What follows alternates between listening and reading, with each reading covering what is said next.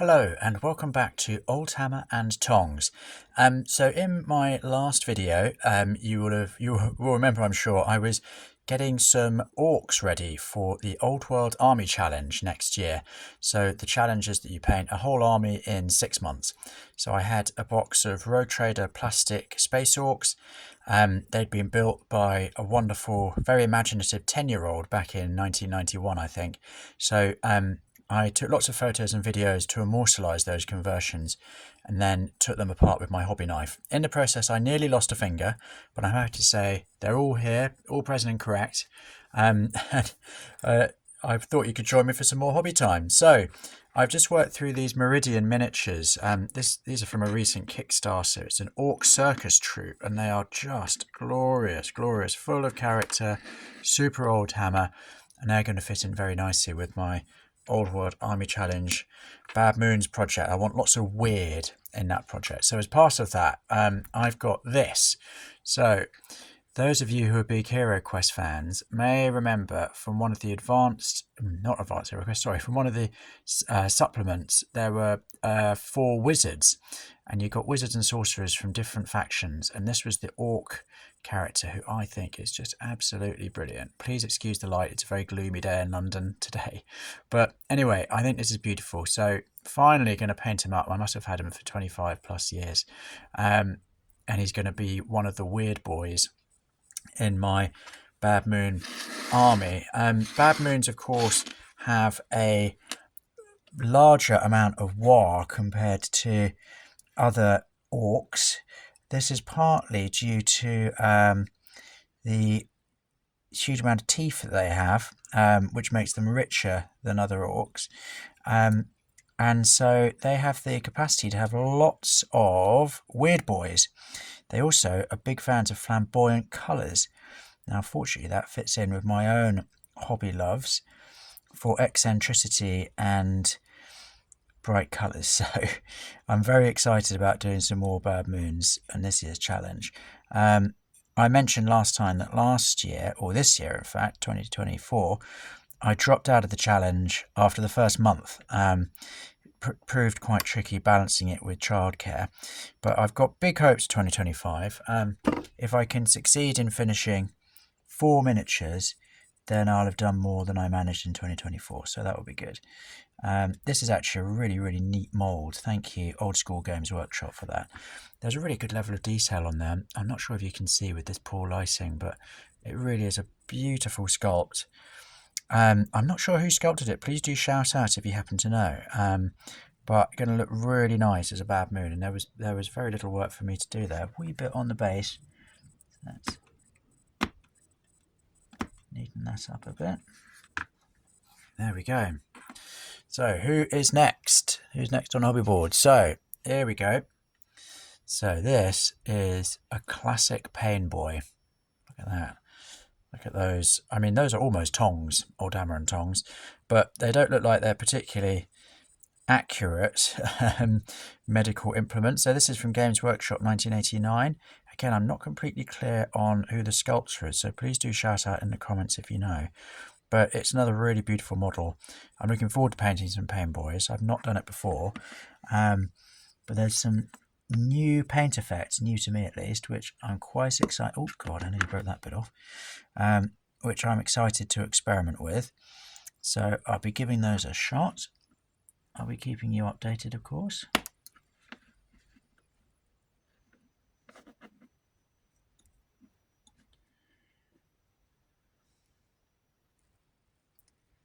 And this is a really sharp casting.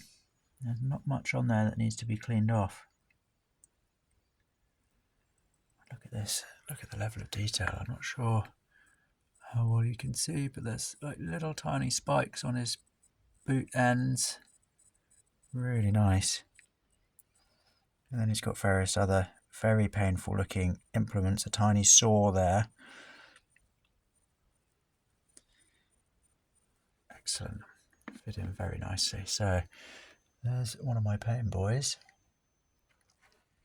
Now here we have one of the knobs who's going to be in Big Gob's Big Mob he's going to be one of the knobs who's actually stayed loyal to Big Gob, despite Big Gob's hopeless career as a military commander.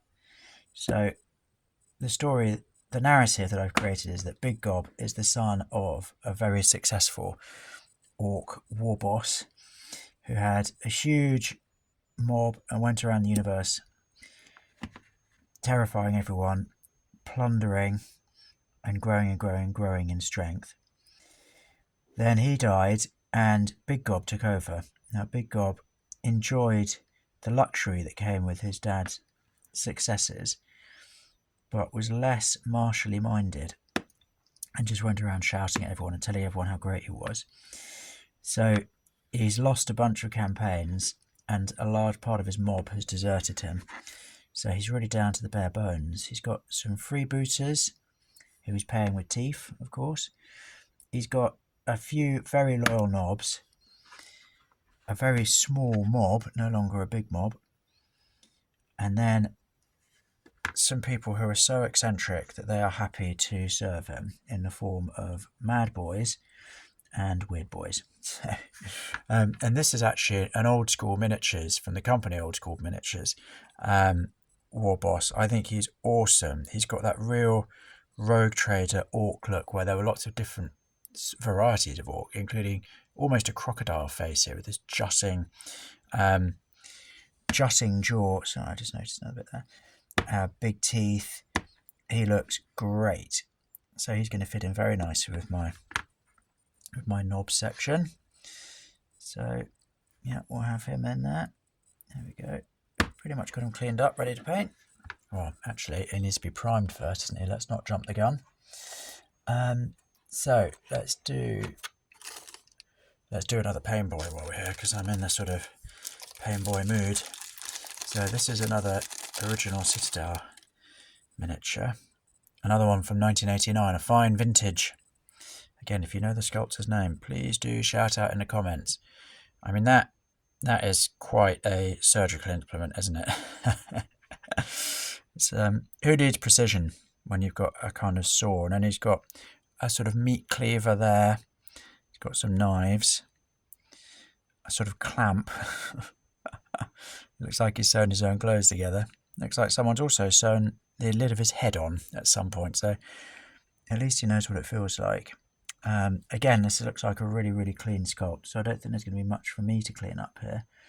But let's just go over and make sure there are no wee bits along the casting line. Tiny bit there, but not much.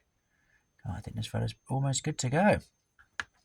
There we go. So it's going to be a healthy mob with this many pain boys.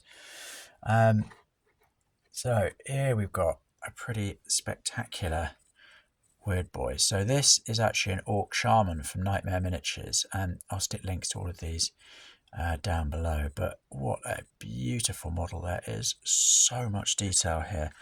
It's got bottles of potions, a giant key, a sort of bag of gubbins, this brilliant old hammer knife, and then this magic staff here. It really is super cool.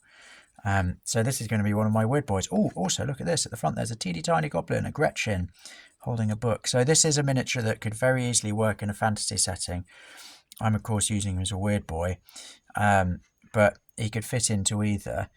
That's the case with quite a lot of the Knightmare Miniatures range, and it's just full of so much amazing detail. I've made another video about Knightmare Miniatures. Do have a look-see and do check them out.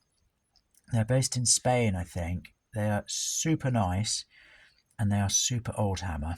Yeah, they've just got miniatures with tons and tons and tons of character, loads of storytelling available, and this is a really nice clean cast. Again, yeah, there's not much for me to have to chop off here. I think he's going to be pretty much ready for priming.